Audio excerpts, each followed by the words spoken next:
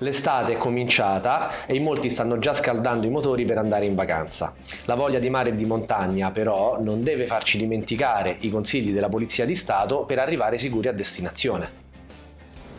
Innanzitutto accertiamoci che il mezzo con cui partiamo sia in condizioni di viaggiare. Oltre alla revisione, pianifichiamo anche un check-up completo dal meccanico per verificare che tutte le componenti, soprattutto gli pneumatici, siano efficienti. Ricordiamoci di gonfiare anche la ruota di scorta.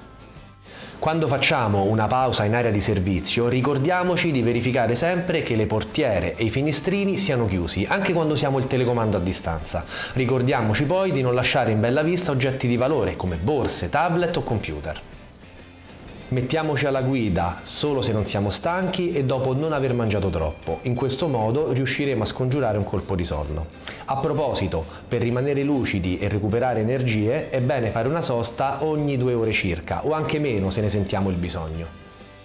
Attenzione ai bagagli, sistemiamoli in modo da non compromettere la visibilità del conducente o la stabilità del veicolo.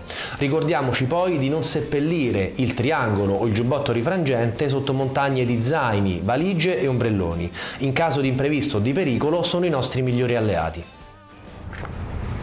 Guidiamo con prudenza, guardando sempre davanti e senza distrarsi. Forse arriveremo qualche minuto dopo, ma le vacanze sono sempre lì ad aspettarci. Buon viaggio con la Polizia di Stato!